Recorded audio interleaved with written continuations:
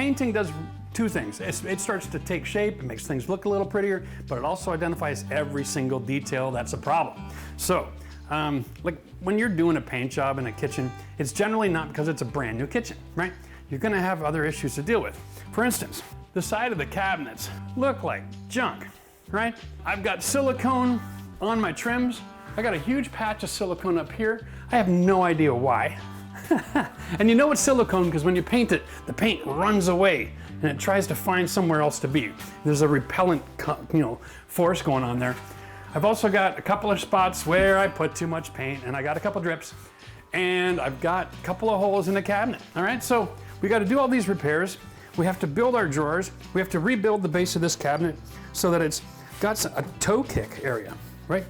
The base of the toe kick should be about 3 inches behind. So when you're standing here, your feet can go underneath, like so, okay?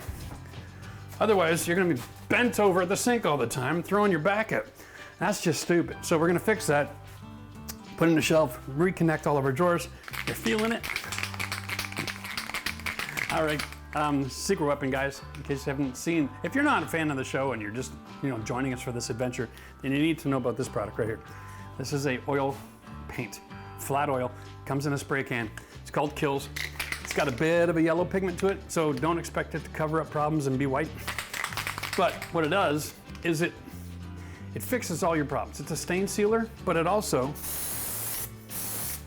bonds to silicone and creates a surface that you can paint. I don't even know why there's a problem here, but there is. Whoever was doing the install had silicone on their hands, and everything they touched became an issue. All right, so consider that like $8 or $10 or whatever, but it's a great thing to have in your tool bag, because if you have a problem, you can just kill it. I get it? All right, you're also gonna need some spackling. Okay, so we have holes. I don't like holes. I prefer to have a dent. But if you have cabinets where they're made of MDF, you can't make a dent. All you do is make more problems. So what you got to do, be a little bit liberal on this, which just means to use plenty. There we go. We're gonna let that dry and set up. It'll go white when it's dry, and that's how we're gonna know when to sand. That's why I use this product. As far as the damaged cupboards go, just not a fan of the way they finished them. These things were put together pretty cheap. This is basically just 1/4 inch, okay? It's just the hardwood paneling you see on all the walls, incorporated as part of the kitchen cabinet system. So, not a big fan. What I gotta do here is actually pop these trims off here, all right?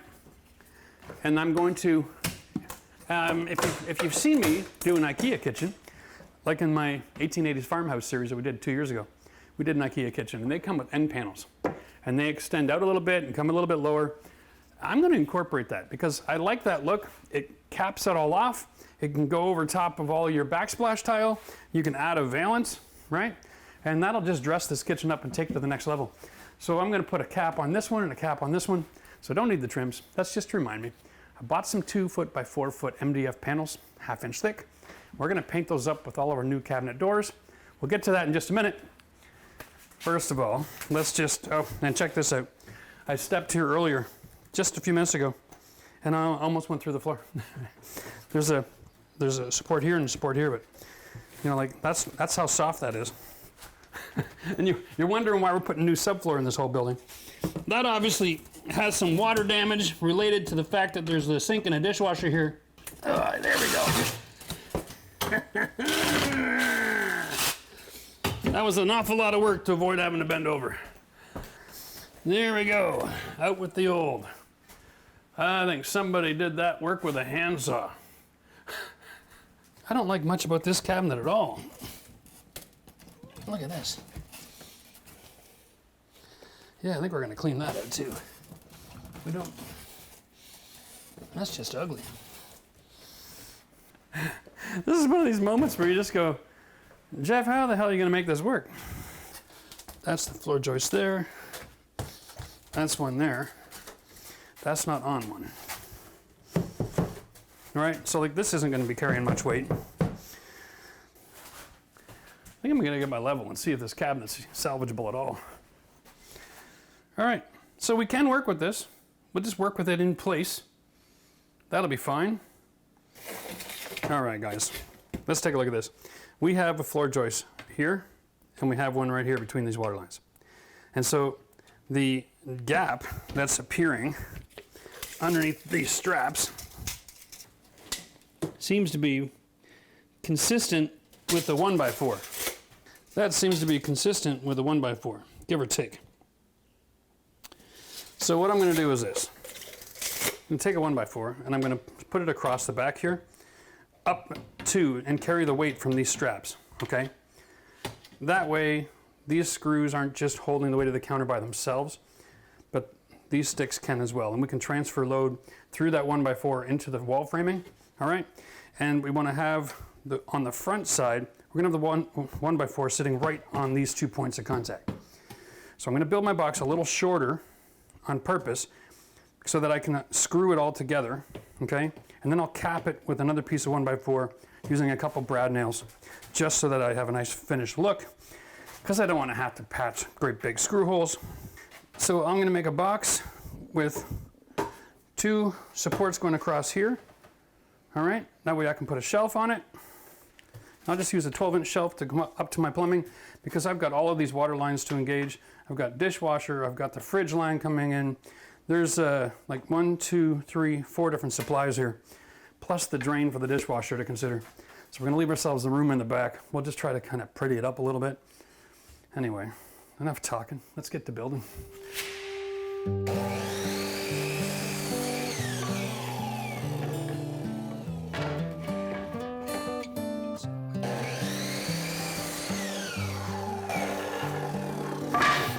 This is like so true. It is such a piece of shit. 8 3/4.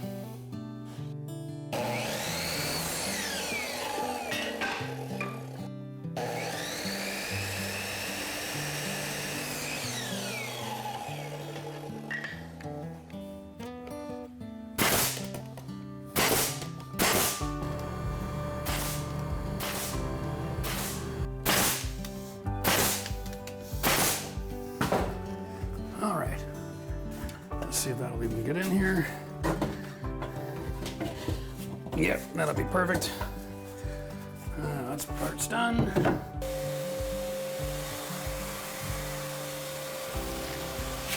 Now, to understand how to rebuild this is to understand how the cabinet was built.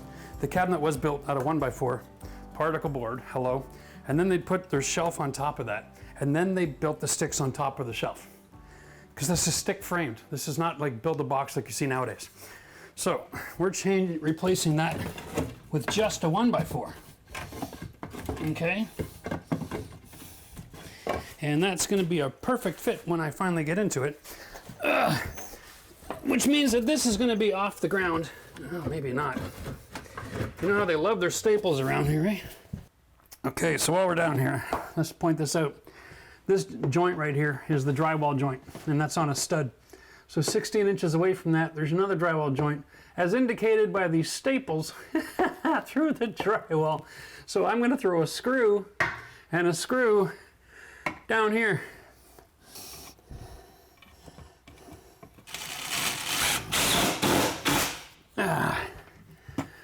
Woo! It ain't always pretty, but okay. Beggars, eh? All right, now, that's good. Okay. Now I got something I can actually screw the back corner of this into. Nice. Let's get our box in here now. Offers that some support too, that's good. This is a very strange day. Here we go. Don't worry.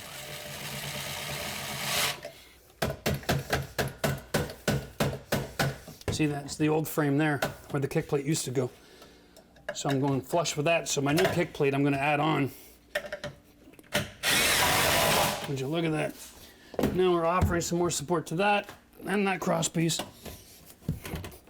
So we want to go flush with the end of this original board. Okay, that's good. But we want to go into the floor joist.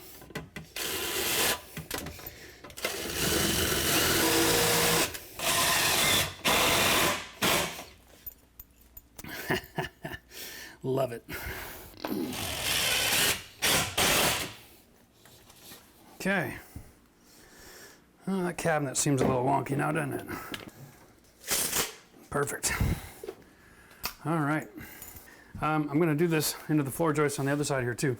So you start it, put it in reverse, give it a good burn, and you lift up to get the angle that you want. Because it gouges out the hole really minutely, and then you go forward.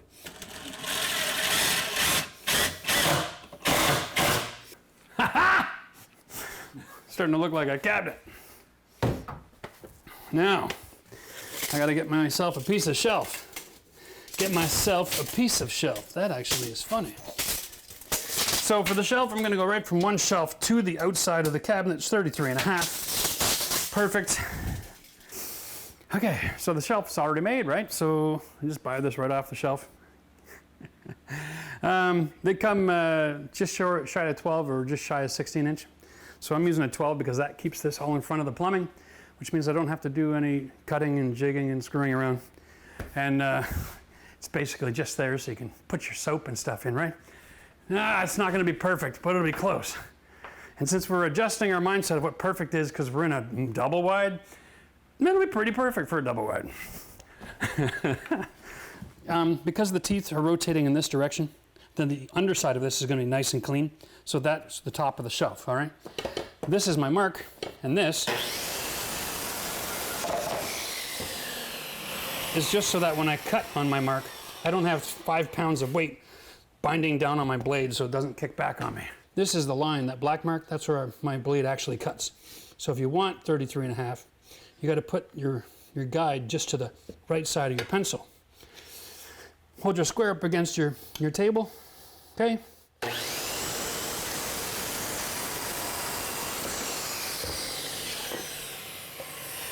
Perfect every time. Now that's an edge.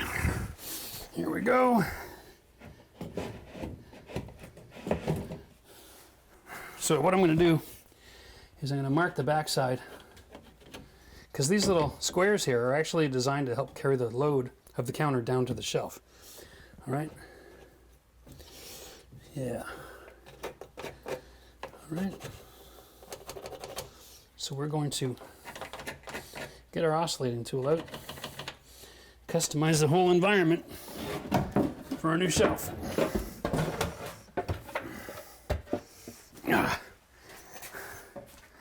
Custom, custom, custom.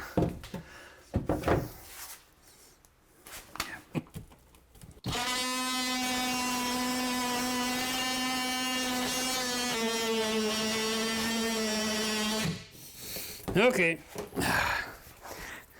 Yep, that's what happens when they get old. They just kind of burn through instead of cut. That's all right. We'll get her done.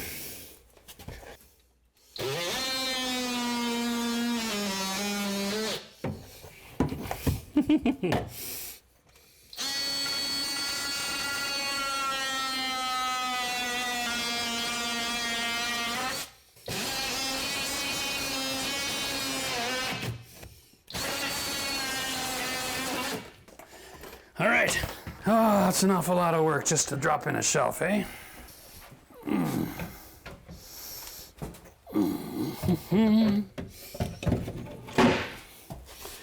right, let's see what we got here. There we go. Oh, that's a thing of beauty right there. Now, final test. Yeah, the whole cabinet's a little bit crooked. And that's fine. We're using a face screw door system. What I want to know is, am I forcing this one out of level there? See that? So my bottom is a little further out than it needs to be, right? You see that? Okay, there we go. I can actually make this adjustment right here.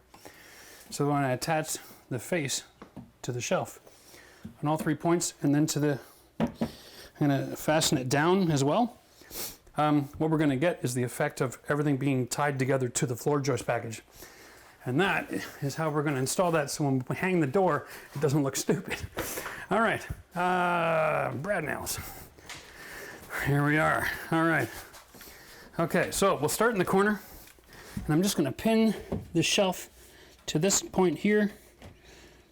All right, and I'm gonna pin it down into the back of the cabinet. Now that's not going anywhere. We'll attach the face of this to that shelf as well. And then we're going to attach this one.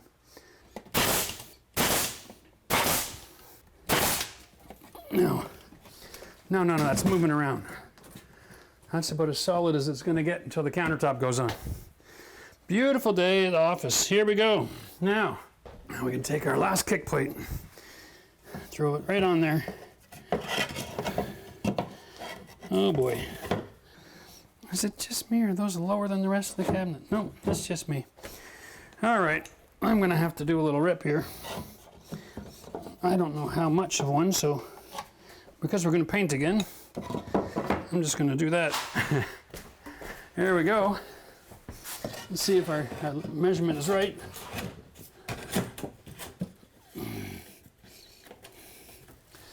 Well, look at that.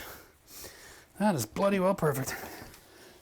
We're gonna pin that on with a couple of brad nails that'll be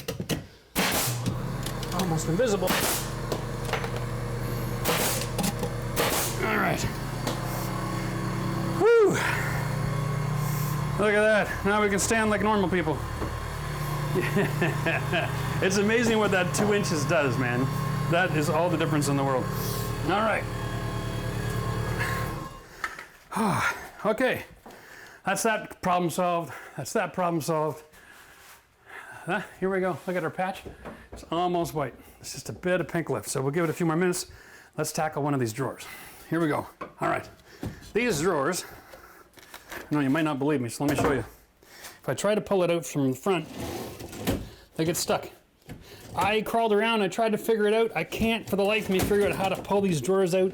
There's these tabs, nothing works. There's no moving parts anywhere. I'm clueless, except now that the front is gone, you can push it all the way in, right off the wheels. Oh.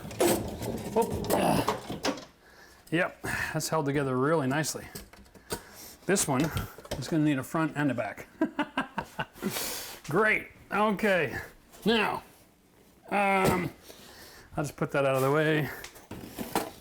There we are.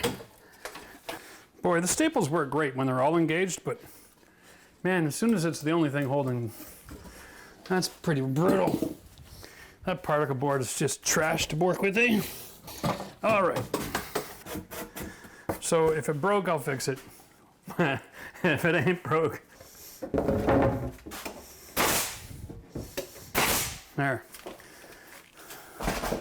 There, now we got something flat to work on. That's gonna be much better. Okay.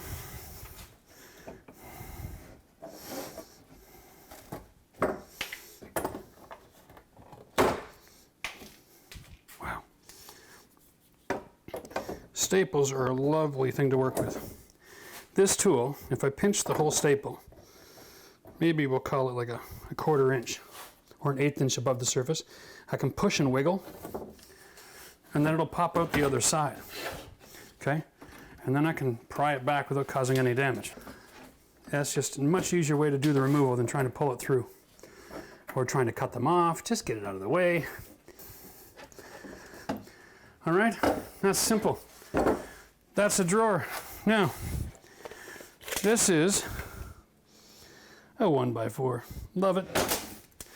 And we're gonna go with the closed dimension.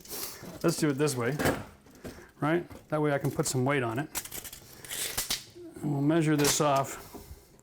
I'm gonna Let's try 11.5. We'll do our first board at 11.5 and see how that works. It's going to be a bit of an experiment. I have a better way to measure that. They are making a rectangle after all. Let's measure the other side. That's already attached. Hey, 11.5. Big surprise. All right. Sometimes I do things like that and I even feel smart.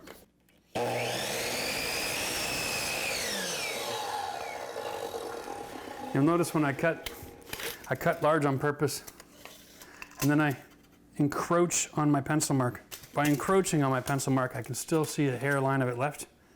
That's 11.5. So if you start a little wide and you're holding your material, you just use your thumb and you can slide it towards the blade just a hair at a time until you're right on that sweet spot. There we go, rebuilt. It's a lot stronger than particle board. It's solid wood. So now every time somebody pulls on that handle, they'll be pulling on solid wood that's stapled on. And yeah, I feel a lot better about that. So here we are, we're back to our paint problem with this massive ridge here. I think there's a couple of other some minor spots as well on the surface that I'm gonna fix. And then I'm using a 60 grit because we're gonna learn together. I got two options today, 60 or 220. And I know something about enamel-based paint. It's designed to be pretty hardy. So I don't wanna sit here with 220 for like an hour, right? And hopefully this doesn't peel it all off and make a huge mess.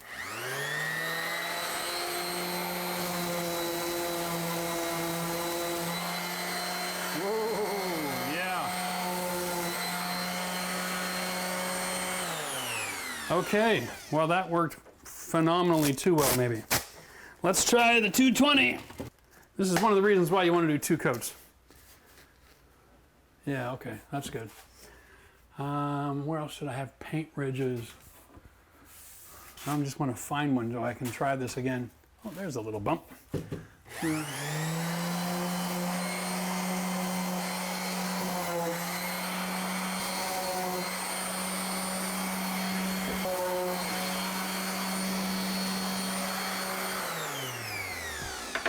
Yeah, you know what? This is not really the right time for a power tool. Here's a bad one.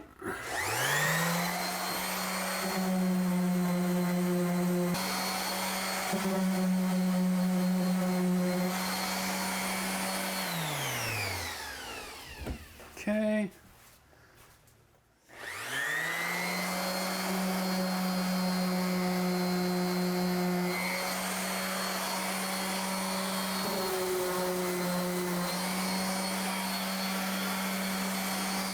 Okay guys, well we're at that stage where I'm almost ready to sand those 2 spackling spots, I guess we'll call them.